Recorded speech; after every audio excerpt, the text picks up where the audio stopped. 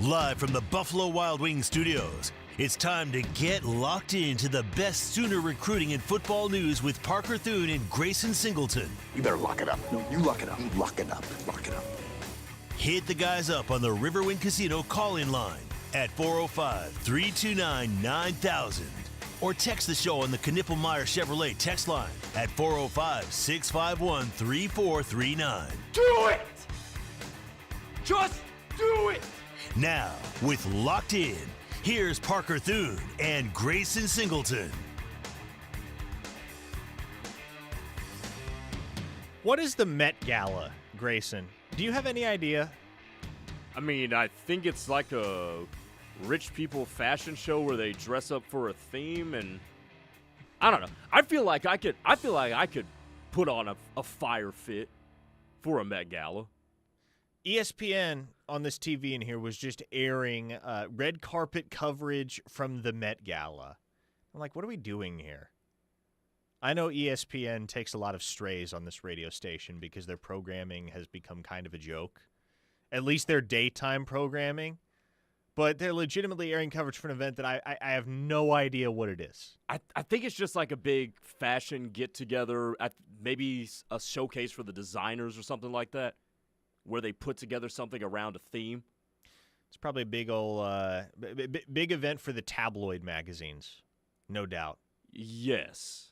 I went to school with a girl that works for one of those, I don't even know what you call it, like entertainment outlets out in L.A., and the only thing she ever posts on social media pretty much is her, like, interviewing celebrities on the red carpet, which is not even like an interview. Like, you ask them one question and then they're on to the next member of the paparazzi. That's a whole world that I am just not well-versed in at all and really have no desire to be well-versed in. I mean, it sounds like a fun job, though. You get to talk to celebrities all the time. I don't know. I prefer talking college football. And that's what we're going to do over the next hour, as we do every weekday here on Locked In. Parker Thune alongside Grayson Singleton, the show brought to you by Dorsey Jones Buick GMC, family-owned and operated out in El Reno. Check out their fantastic and reliable line of Buicks and GMCs, as well as their fantastic lineup of service advisors as well. They offer half-price oil changes on Saturdays. That's quite a deal if you know how expensive oil changes can get these days. So many reasons to head out to El Reno and check out Dorsey Jones Buick GMC. The Knippelmeyer Chevrolet text line is filling us in, as I knew they would. Florida Sooner says it's a fundraiser for the Metropolitan Museum of Art. I've been to that museum. I hated it. Why did you hate it? Gator says the Met Gala, formerly called the Costume Institute Benefit, is the annual haute couture fundraising festival held for the benefit of the Metropolitan Museum of Art's Costume Institute in Manhattan. Okay. Sounds like a bunch of words that I do not care about at all. So let's talk about college football. Let's turn our attention there on the Knippelmeyer Chevrolet text line again, 405-651-3439. The Sooners got the quarterback, Grayson. I mean, it's not a super consequential addition, but it has been a stipulation for the last 3 years, ever since the conclusion of the 2022 season at the University of Oklahoma, that the Sooners would always carry no fewer than 4 scholarship quarterbacks on the roster. When Cole Gonzalez departed, they needed another one. They identified Whit Newower, the transfer from Mercer. 3 years of eligibility remaining as he makes his way to Oklahoma. Took the official visit on Friday, committed today. He is on board and is the Sooners' 6th pickup of this spring transfer portal window. What doth you like about Whit Newower? Starting experience. That is something. I mean, it's more than Davis Bevel had, folks. He seems like he has a lively arm. And the reason those are the two things I like is because a starting quarterback a fourth-string quarterback doesn't really mean anything until a fourth-string quarterback actually means something. So if you could have one with starting experience and, he's got a lively arm, doesn't turn the ball over an exorbitant amount of times, that's what you want in a guy that far down the depth chart is Can we operate our offense through you or with you? And can you not lose the game for us? Can we put up 16 points and hopefully with a formidable defense, we can win a game or be in the game? Because that's what you want from a guy at that point in the depth chart. Just keep our head above water. And he seems like if catastrophe strikes, he could be that guy. And I do expect Whit Newower to be third on Oklahoma's depth chart. I think he probably slots higher than Jet New on the pecking order, at least immediately. But no doubt behind John Mateer and Michael Hawkins, certainly. It's been a fun couple of days on the Knippelmeyer Chevrolet text line as our listeners have tried to land on what Whit Newower's occupation would be if he were not a college football player. The latest from Sooner Bump on the text line says, Whit Newower sounds like he should be in the game Clue. 5-star Randy simply wants to know, can he pass better than a tight end? Yes, he can. If you do a little digging on Whit Newower, he can make some throws, man. He can throw the football. I'm not sure how well he can run. There's not a whole lot of that on tape, but he can throw the football. And again, if you get in a situation where you're down to your third-string quarterback, you're probably not putting him in a position to scramble all over the field and make off-script plays anyway. No. You're keeping him in the pocket, boiling it down to the basics, and just asking him to operate a very fundamental offense. Whit Newower sounds like a prototypical baseball player name. Oh, man, I wonder if he played baseball. Whit Newower does sound like the type of guy that would be making his major league debut in the 7-hole for the Los Angeles Angels. Yes. Reformed Homer says, a character in a John Grisham book. I've never read a John Grisham book, so I have no frame of reference for that. But neither do I. Yeah, I'll take your word for it. Sooner Bump says, PT, thanks for covering me on the last name. LOL, I couldn't spell it. It's real simple. New, as in the opposite of old, and Bauer like Bauer Sharp. The text line has made plenty of jokes at Bauer Sharp's expense over the last 24 hours as well. New Bauer is indeed better than old Bauer. At least you would hope. Certainly when it comes to throwing the ball. Sooner Bump says, Whit sounds like he was at the Met Gala. Boom, there you go. Full circle on that whole conversation. He sounds like somebody who would have designed something that was worn at the Met Gala. Mm-hmm. The interesting thing about this pickup, too, is that I wonder if it changes the calculus for Oklahoma as they move forward recruiting the quarterback position, because the whole Jaden O'Neal, Bo Bentley conversation is not going anywhere, Grayson. I mean, we'll be able to dig into that conversation from all angles for at least another month or so. But the consensus has been, Realtor Chris says he sounds like a McCurtain County DA. Ooh, McCurtain County, what a place. But Whit Newower is going to come to Oklahoma with 3 years of eligibility, Grayson. Mm-hmm. He's a true sophomore coming in, and obviously you would figure he's going to redshirt. He's going to be able to redshirt this year, so he'll preserve a year.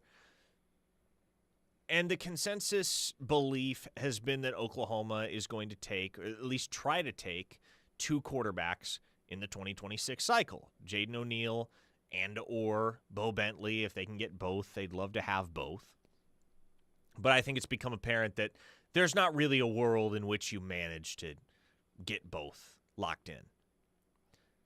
With Whit Newower having 3 years of eligibility as opposed to Cole Gonzalez, who came in with 1, does that maybe lessen the need for the necessity of a second quarterback in the 2026 class, such that if you get Bo Bentley, you can just call it good? Because we know what happens if Bo Bentley commits, right? Like if Bo Bentley commits, Jaden O'Neal is gone. Jaden O'Neal is out of the class. Similarly, if Bo Bentley does not commit, then you do have a pretty good chance to hang on to Jaden O'Neal's pledge. One way or another, like I think the addition of Whit Newower makes me feel more confident that the Sooners are not going to make any additional quarterback offers in the 2026 class. At least not if they can avoid it. And they should be able to avoid it at this point. Because if they get Bo Bentley, great. If they don't get Bo Bentley, should be able to patch things up with Jaden O'Neal and keep him in the class. I don't know if Whit Newower moves the onus on that, though. Because even though we're cool with Whit Newower being third or fourth on the depth chart, this is not some dude who just put up extraordinary numbers. It's not a dude that put up great numbers at Mercer last year. He completed 56.4% of his passes, 12 touchdowns, 4 picks. That's cool. But you're completing 56% of your passes at the FCS level? Now, if he is able to develop into a guy you're comfortable with being second on the depth chart, maybe even having a spot start at an SEC level, okay, maybe that changes the way you go about recruiting not just the 2026 class, but in 2027 as well. But if we're just going off of what we know about him, to me, he just screams, I can start and keep you above water if catastrophe strikes. Other than that, no, I wouldn't use him as the thing that changes my recruiting philosophy as it pertains to the position at this particular moment in time. Tattoo Baker said Dallas Dickerson just committed. Eyeball emoji. No, he didn't, Tattoo Baker. You cannot fool me, which is fortunate because that's the most annoying thing. When we get texts that I have to vet, fake texts that I have to vet while on the air and divert my attention. I know better than that with you, though, Tattoo Baker. Here. I looked that up, too. Uh-huh. I know better than that, Tattoo Baker. I know better than that in your case, certainly. A couple other things I wanted to get to. And my goodness, I kind of just spaced on it. So I'm going to have to circle. Oh, yeah, relevant to the whole quarterback conversation, Georgia got a pledge yesterday from 5-star quarterback Jared Curtis out of Nashville. Now, why is that relevant to Oklahoma? Well, because Georgia was going to be one of the OV destinations for Bo Bentley. However, you can safely conclude at this point that Bo Bentley will not be taking an official visit to the University of Georgia because the Bulldogs got their guy. And given that Jared Curtis had previously committed to Georgia only to decommit and then recommit, I doubt they're going to want to screw with that situation. So, you can expect at this point that it's going to come down to OU and LSU for Bo Bentley, which had kind of been the vibe for a while anyway. Does this really change anything? Yeah, now it's just kind of official, right? It'll be 2 OVs for Bo Bentley. It'll be one of 2 schools. And so that simplifies things, if nothing else. Chris from Knoxville on the text line says, hope Tuesday is treating you all well, Parker and Grayson. Likewise, Chris. He says, speaking of what someone might end up doing, any idea about Cam Rising? Does Cam Rising still exist? I think in the world Has he gone into hiding? I think in the world of NCAA eligibility, he does. What is Cam Rising up to right now? He's still, okay, his most recent Instagram post was in August. He still lists himself on his social media profile as a University of Utah quarterback, number 7. But we know he is not with the Utah football program. He still has a year of eligibility if he wants to use it. But haven't heard anything that suggests he's going to use it or where he may end up using it. Fortunately, Oklahoma does not have to worry about their quarterback situation any further going into 2025. Because if Whit Newower had not committed, there were going to be some one-year rental type guys, super seniors that just need a home to play out their last year, guys like that Oklahoma was going to engage with if they could not land Newower. But they got their guy. Credit to Ben Arbuckle, credit to John Kucheski, who was heavily involved in that recruitment, that pursuit, that visit as well.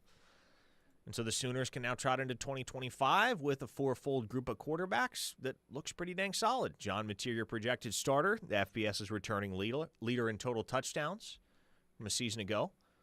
Michael Hawkins, a guy that got starting experience as a true freshman and is a dynamic athlete.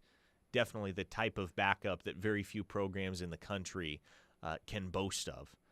A third stringer in starting experience, or with starting experience, I should say, in Whit Newower, and then a fourth stringer that folks inside the program really like and think will be a player in time with Jet New. Tattoo Baker says Jared Curtis is Jackson Arnold 2.0. I don't know. I don't care. If he's Jackson Arnold 2.0, he's Jackson Arnold 2.0 at the University of Georgia. They can probably work around that. Mm-hmm. A 405 listener asks, how do you patch things up with someone you've second fiddled?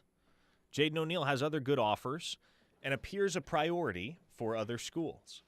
Well, he's a priority for Florida State, and I know I think he's a priority for Arizona. He was never really a priority for Georgia. Their priorities were, in this order, Jared Curtis and Bo Bentley. Mm-hmm. So Jaden O'Neal was just kind of a guy that they were keeping on the stove, if you will.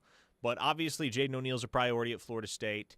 Expect that he will be more of a priority at Arizona, especially because his trainer, Ortiz Jenkins, has some clout in the building at Arizona. He himself played quarterback at Arizona in the late 90s, so there's a connection there. But how do you patch things up with someone you've second fiddled? Well, it's a whole heck of a lot easier when the kid in question moved halfway across the country to be within a 25-mile radius of your campus. So, what about Auburn, though? What about Auburn? As it pertains to Jaden O'Neal. On the radar, yes. He hasn't set an official visit there, to my knowledge. I don't know if he will. I am not exactly sure what Auburn's plans in the quarterback at the quarterback position in the 2026 cycle are, who they revolve around, who else is on their radar. I'll have to dig a little bit more into that. But I don't think it would be that difficult. I don't think it's a given that Oklahoma could patch things up with Jaden O'Neal if Bo Bentley chose to go to LSU. But I don't think it would be terribly difficult to do that. Okay, we got to hit an opening timeout here. More of your texts, more OU football and recruiting talk on the other side. The Sooners made a new offer at tight end today in the 2026 class. We get to talk about Joe John Finley and his recruiting efforts. I'm sure so many of you are thrilled about that conversation coming up on the other side. Keep it here on the Ref, the home of Sooner fans, and we shall return. Have you or someone you know suffered a loss to your home or business from the recent storms? Before you accept a settlement, call Brown O'Haver at 405-735-5510. Brown O'Haver is a local-based company helping Oklahomans with claims since 1988 with preparation and expert analysis detailing your loss and insurance settlement. As your trusted consultant, Brown O'Haver can give you peace of mind and make sure you're getting what's yours. Call Brown O'Haver today, 405-735-5510, and make sure they're working for you.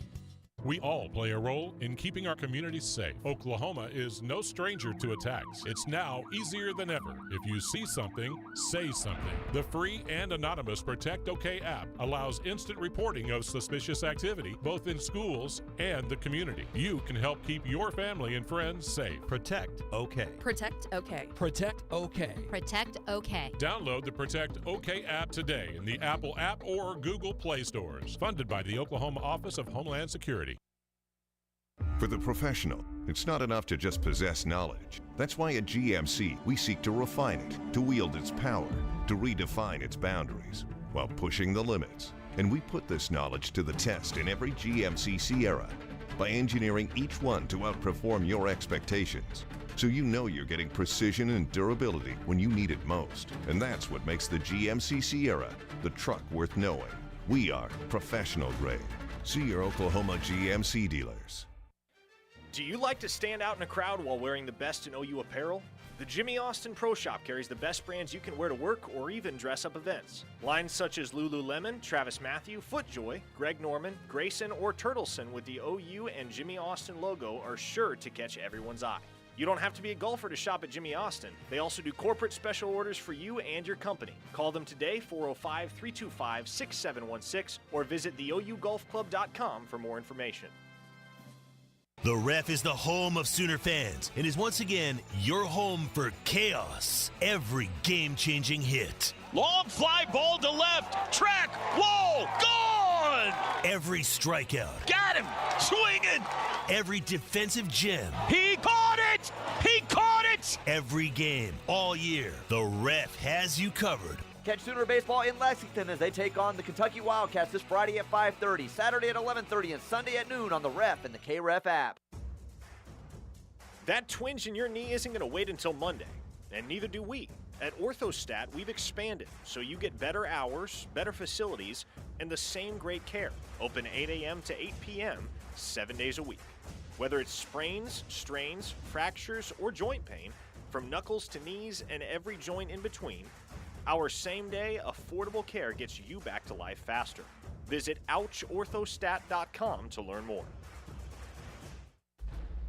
Insurance companies aren't in the business of saving you money. They're in the business of taking your money. Hi, this is Will Gosney with Yala Gosney Attorneys at Law. Have you ever had an insurance claim and thought, wow, I really am in good hands, or these folks truly are treating me like a neighbor? Well, that's where we can help. We'll deal with the stress. We'll get you back to your normal life. So save our number in your phone, and if you're ever hurt in a wreck, call or text us at 405-800-8080. It's 405-800-8080. As we wonder why our kids are struggling, someone is getting bullied. As we discuss how to improve their mental health, someone is being harassed on social media. As we wonder why they're skipping school, someone is crying themselves to sleep. Knowing the signs is the best way to prevent bullying. Please just leave me alone. Learn the signs at sandyhookpromise.org.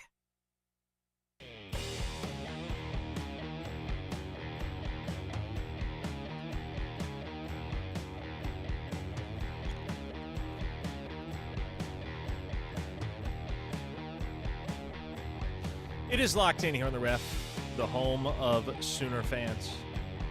Parker Thune alongside Grayson Singleton.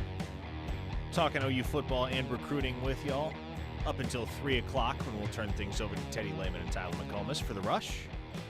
918-ROD on the Knippelmeyer Chevrolet text line, which is open to all of you at 405-651-3439. Says, Parker, who is this 2027 QB you keep talking about that is a stud? Do we have a chance to get the kid?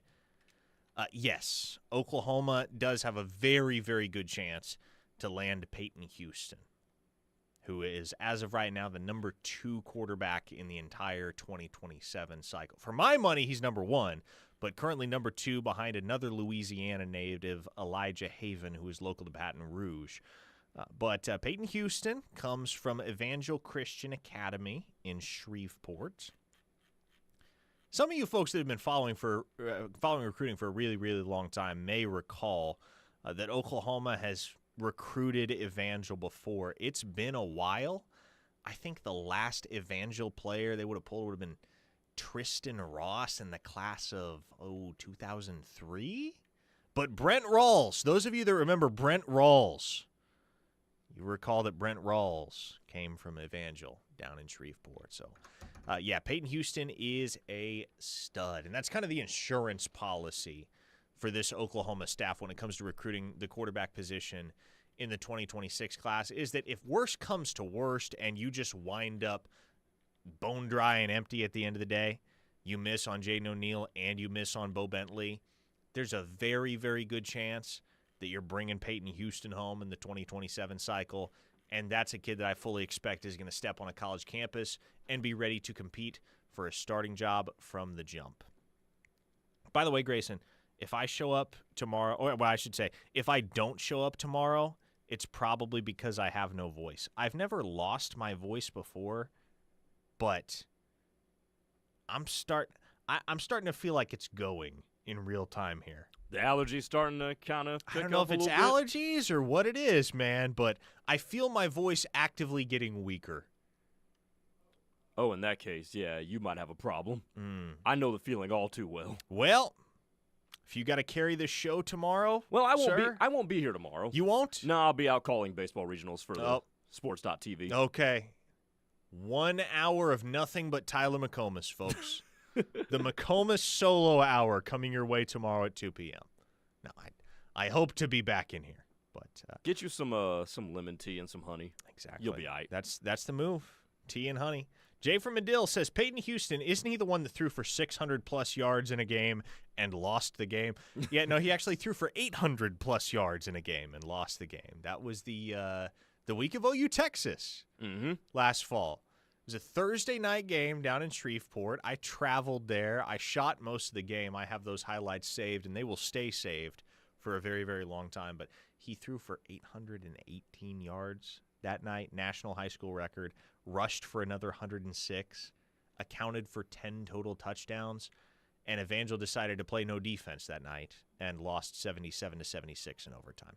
Well, it wasn't just Evangel. It seemed like there was a collusion to not play defense between both No, teams. don't get me wrong. Like, Payton Houston is legitimately just that good, man. Like, Captain Shreve. Oh, yeah, the team that they were playing, that's a pretty good defensive program. They had several defenders on that team that are FBS, even P4 players, and he was just dotting them up all night, man. It was 3, 4, 5-play drives, chunk gain for 20, chunk gain for 25, chunk gain for another 20, house call.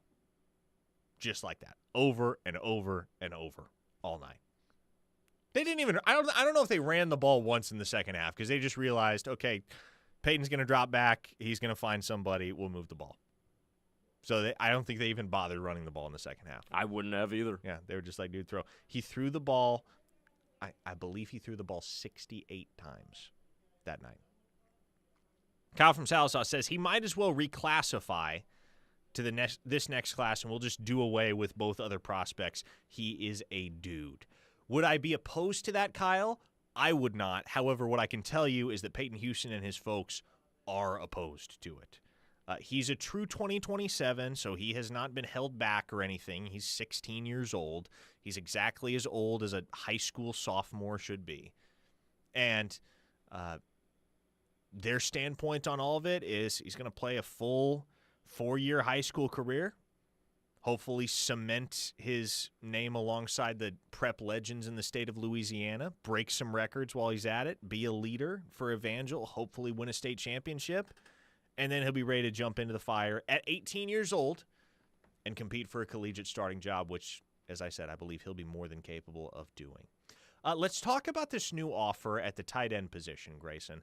I have not yet had an opportunity to watch the film, at least not recently. Tyler Ruxer, out of the state of Indiana, is Oklahoma's newest offer at the tight end position. He flew under my radar in like January, February. I skimmed over his profile at that point.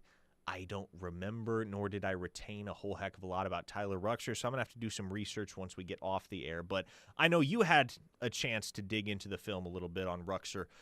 What do you think of his game? This is going to be fun. That's what I think. I think this is going to be fun. Do you mean that sincerely or sarcastically? Both. Oh, boy. Both.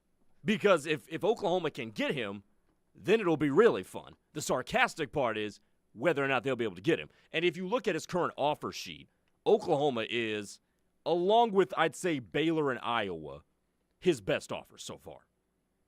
That is going to change in the next 2 days, I think.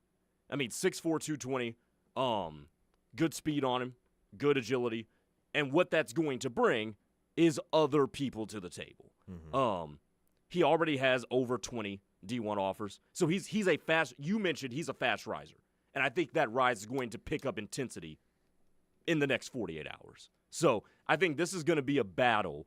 Could Oklahoma win it? Sure, but Iowa's already in the mix, and Iowa has an excellent reputation when it comes to tight ends as of recent. So that's where it stands right now. It's going to be a fun chase, but if you get him, it's going to be a fun time. So you like him then? He's do. got the stamp. I do like him. 6'4", 220. I mean, that is, by conventional standards, prototypical tight end size. Yep. You'd like to have guys that are 6'5" and 6'6", but there are only so many of those guys that are legit plus athletes as well. There seem to be an abundance of just really athletic big dudes that are in the 6'4", 225-pound range that even if they don't play tight end, some school decides, and we'll make this guy a tight end. And it works out. I mean, we've seen this however many. There was a study done, and I can't remember the exact number, but I think it's something like 53% of current NFL tight ends did not play the position in high school. So conversion to tight end is a very prominent thing that happens in today's college football landscape. But if you can find a true tight end, a guy that is a tight end all the way, you know that's the position he's going to play, you know that's the position he has played, and he's familiar with all of the demands of the position, then That seems to me to be where Oklahoma's at as a program. Those are probably the guys that you want to leverage for, you want to make a run at. Slim Brady says, sounds like a tight end name, LOL. Yeah, my Twitter mentions earlier were already full of people going, I wonder who Joe John Finley's going to lose this guy to, which, of course, that's coming. But the Sooners have one tight end commit in the 2026 class, a long-time commit who is not going anywhere in Ryder Mix, legacy kid. Dad played baseball at OU, was a pitcher back in the early 2000s on the baseball team. So Ryder Mix is in no hurry to go anywhere but the University of Oklahoma. You got him on board. That gives you a little bit of leeway to mess around somewhat in the 2026 class with your second tight end take. You don't necessarily have to have an answer right this second or next week. You can take your time evaluating. But Tyler Ruxer, certainly with as much attention as he's gotten throughout the spring, and especially when you see Iowa on the offer sheet. Like, Iowa's one of those programs that they don't offer scrubs at tight end. And so that's your first clue. That's one of your first clues that this kid can play. Be interesting to see where Oklahoma stacks up in that recruitment moving forward because, as you mentioned, when a school like OU gets involved, generally some of the other blue bloods are not going to be far behind. And by the way, here's what I failed to mention. Number one, he is an excellent blocker. Excellent blocker. Number two, he's very versatile. On his highlight tape, he's out here lining up at the X, lining up at Z, obviously the traditional tight end, slot, good route runner. So there's a lot you can do with a guy like him if you put him in a creative offensive system like what Ben Arbuckle is expected to have here. And honestly, I think he'll fit in. I mean, and that goes across the board. He'll fit in literally anywhere as long as your offensive coordinator and play caller isn't as creative as a rock. Well, yes, I think Ben Arbuckle will be a little bit more creative than a rock. Seth Luttrell, he's about as creative as a rock. Given Iowa's involvement here, that kind of was a shot at Brian Ferentz. Okay, but I will bring this up. What have we remarked in recent days seems to be a common thread amongst the wide receivers that Oklahoma's recruiting in the 26 class since Jim Nagy got to town? Size, right? Mm-hmm. The bigger body types, guys like Zach Turner, who at 6'3" and 205, some might understandably posit projects better to tight end than to wide receiver at the next level. But an inline tight end, an excellent blocker, that type of dude seems to be the type of guy that maybe although that's a less sexy pickup, you're going to need at least one of those guys in the 2026 class, and you're going to need at least a couple of those guys in the room moving forward because you're going to have enough dudes on the roster between the tight end room and the wide receiver room that you can put somebody with that big frame in the slot, whether he's officially classified as a tight end, be it somebody like Cade McIntyre, who played quite a bit out of the slot when he was on the field last year, or whether that's a wide receiver like, let's say they get Zach Turner to campus and he's playing at 6'3", 220 at Oklahoma.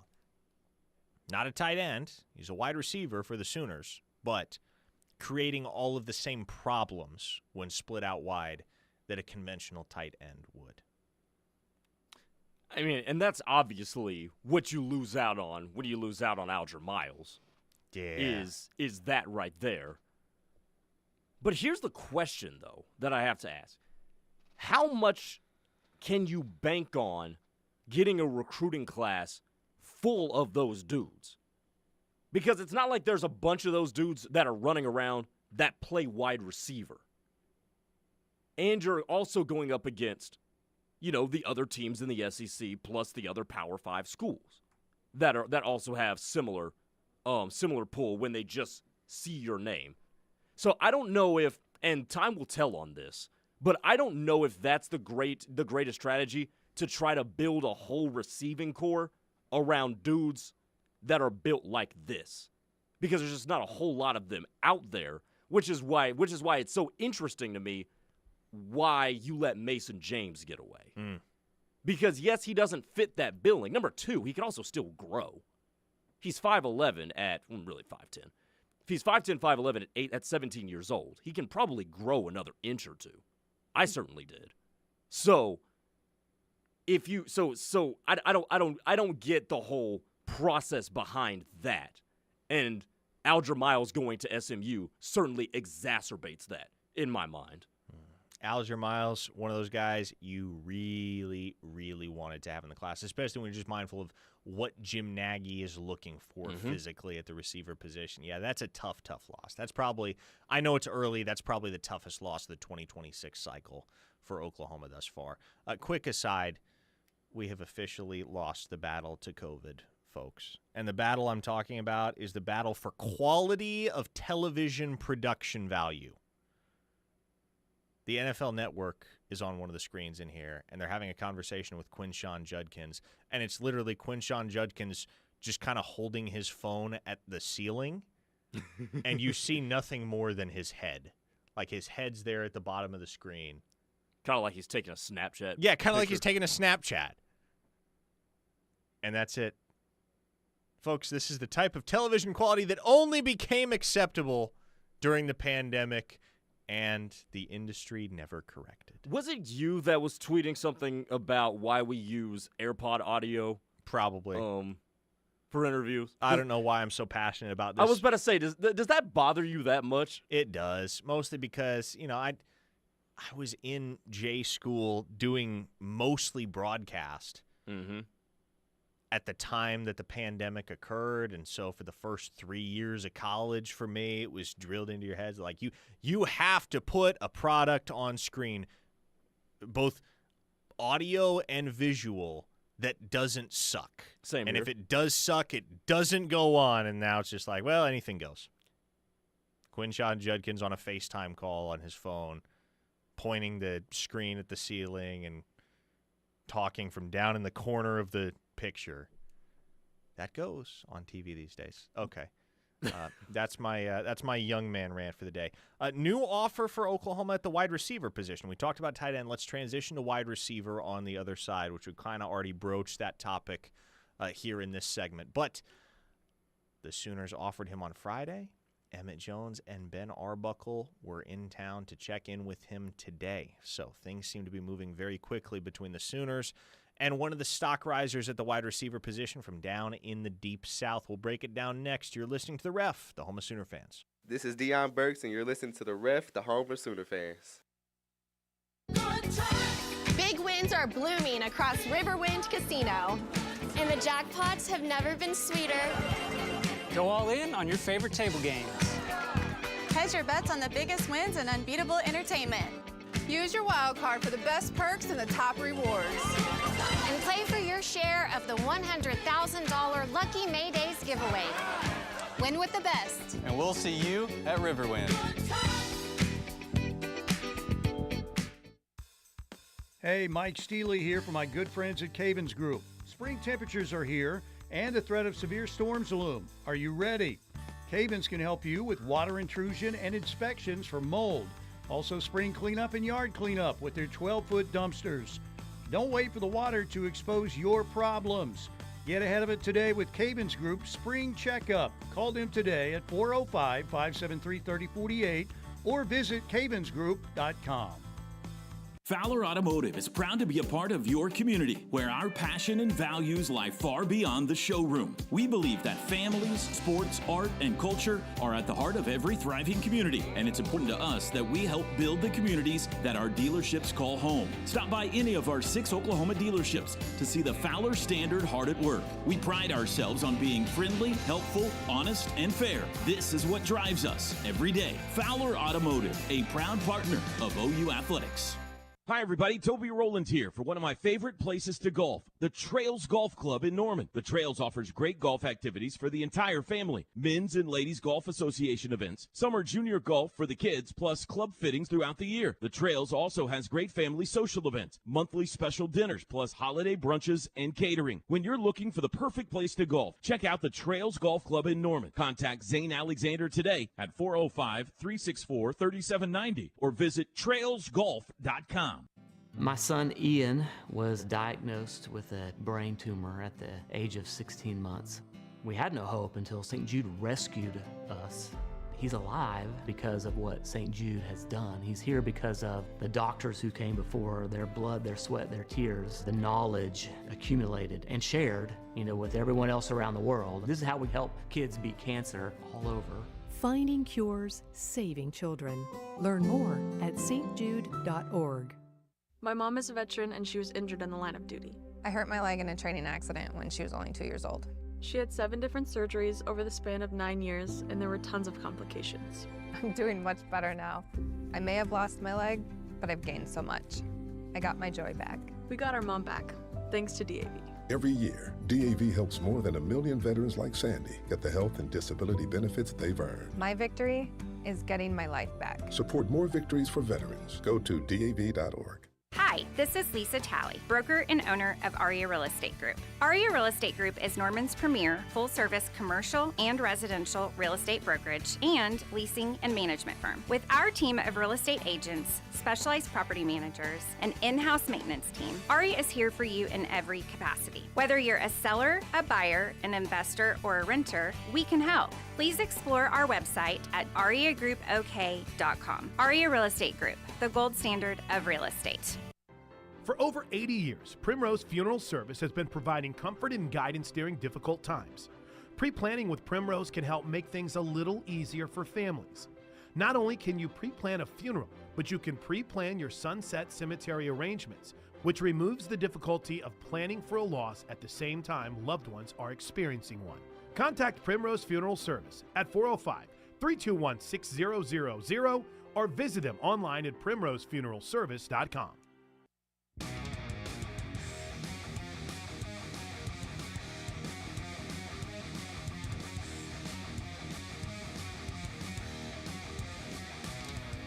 Final segment of Locked In. Parker Thune alongside Grayson Singleton here on the Ref, the Alma Sooner fans. Hanging out with all you on the Knippelmeyer Chevrolet text line at 405-651-3439. The show brought to you by Dorsey Jones Buick GMC out in El Reno. And Grayson, let me tell you, I really like this newest offer for Oklahoma at wide receiver. Last Friday, kind of out of nowhere, the Sooners decided to pull the trigger on a young man from the state of Georgia. 6'1", 180 pounds, runs a 10.36 in the 100 meters. And he happens to be of the Caucasian persuasion as well. Ever since I saw that offer go out, I was running through jokes of how we were going to do this. Generally, white boys don't run that fast, but Dallas Dickerson sure does. And on tape, man, he's an exciting football player. I like this offer. I like it a lot. What say you? There was a joke that just popped into my head that I definitely am not going to say on these airways. Now, he's good. He's really, really good. And he is that fast. His acceleration is the wildest thing I've ever seen. The way he can shift gears and go from, okay, I just came out of a break and made the catch, to I'm dusting everybody is bananas. It's insane. Combine that with how great his hands are. He's got a large catch radius, which you would expect of a guy that's 6'2", 180, long arms. He's a player. He's a player. He's going to be one of those guys that he's going to step on the field and somebody's not going to take him seriously, and he's going to get his ass dusted. For whatever reason, probably him being white notwithstanding. So, man, I really, really like this dude. He was fun. He was fun to watch the film, man. Let the jokes begin. Come on, man. Dallas Dickerson. Doesn't that just sound like a Sooner? It sounds like one of the Sooner greats from like the 1950s or 60s. Right. Dallas Dickerson. That's an old school name. Mm-hmm. But he can play, man. And he's a priority for Oklahoma, as evidenced by the fact that both the wide receivers coach, Emmett Jones, and the offensive coordinator, Ben Arbuckle, were in Bogart, Georgia this morning to check in with Dallas Dickerson just 4 days after he picked up the Oklahoma offer. So things are moving quick, and they need to. Because Oklahoma needs answers at the wide receiver position. Man, they need to start locking some dudes. They already have Daniel Odom on board, right? And as I said yesterday, I've said it before, they actually feel pretty good in that building about their odds to hang on to Daniel Odom. Do I necessarily agree with that? No. But we'll see, right? For the moment, Daniel Odom's still committed to the University of Oklahoma. What's interesting here is that one of the schools that is most fervently pursuing him is Florida State. So what happens if Bo Bentley winds up at OU and Florida State is the move for Jaden O'Neal? Does it become a package deal with O'Neal and Odom, much like it felt like it was back in January when Odom committed to OU? I also just think it's hilarious that it's very much within the realm of possibility that Jaden O'Neal winds up at Florida State, because part of the motive behind Kevin Sperry's decision to decommit from Oklahoma and flip to Florida State was the presence of Jaden O'Neal. In the slightly sanitized words of Joe Exotic, guess what, MFer?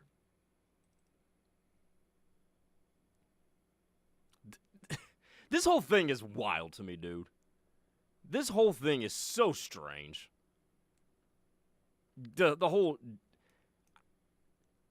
Going back to Kevin Sperry, like, imagine if you're Kevin Sperry for a second. I know, man. Like, you think you got it made? You're at Florida State now. Like, this is a program that, although they fell upon some hard times in 2024, they're only a year removed from an undefeated regular season. Yeah. And you're their guy in the 2025 class, and not looking over your shoulder at a guy like Jaden O'Neal anymore. And then all of a sudden, boom, he walks through the doors in Tallahassee. And you know what? And you know what set all this in motion too? The Sooners being so inept offensively and having to go out and hire Ben Arbuckle, who then kicked the tires on Bo Bentley and set this whole Jaden O'Neal thing in motion. Yep. Chris from Knoxville says, a white, sneaky, athletic wide receiver. Is that Bill Belichick's music? See, here's the thing, though. He's not sneaky athletic. Yeah, no, there's nothing sneaky athletic about There's nothing sneaky about this dude. This dude is very much athletic. Next, I know I'm going to find a highlight of him dunking a basketball. Yeah, well, like, here's the thing. There are sneaky athletic white dudes, and then there are just stupid athletic white dudes. For instance, you know who falls in the latter category? Jaren Kanak. Well, yes, Jaren Kanak, but I was thinking about another wide receiver that the state of Georgia produced recently, Ladd McConkey. Like, Ladd McConkey's just athletic. Mm-hmm. Yes. He's just, like, he can cook anybody, and does, with regularity. And speaking of Georgia, so is Brock Bowers. Brock Bowers, there you go. Now, I think the interesting thing to watch here with Dallas Dickerson is what happens if UGA gets involved. Because I believe Bogart is like 8 miles from Georgia's campus. So it is right down the road. And if Georgia gets involved and they can sell not only the whole wide receiver production thing, but especially the white wide receiver production thing. Mm-hmm. Not only with Ladd McConkey, but you look at London Humphreys, which, by the way, I have no idea how Oklahoma didn't offer London Humphreys at their camp back in the summer of 2022, because that kid showed up. I believe he was either committed to Vanderbilt at the time or just about to commit to Vanderbilt. Showed up, dusted dudes all day. Somehow walked away without receiving a scholarship offer, spent 1 year at Vanderbilt, transferred to Georgia, and now he's a starter for them. So that was a guy that OU had every opportunity to make something happen with and didn't, but that was also kind of a tumultuous period for Oklahoma. That was pre-Emmett Jones. That was, I guess, at the very tail end of Cale Gundy's tenure as the receivers coach. It was in August that he stepped down and handed things off to LaDainian Washington. But if Georgia gets involved for Dallas Dickerson, I'll just be honest, Grayson, I think he probably goes to Georgia. I would imagine. For a lot of reasons. If Georgia doesn't get involved, then you're probably looking at a mano-a-mano battle with the University of Florida right now. Yeah. He's got OVs set to Kansas State, to Kentucky, to Wisconsin, to Indiana.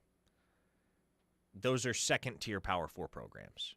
Right, like in the last week, he's picked up Oklahoma. He's picked up Florida.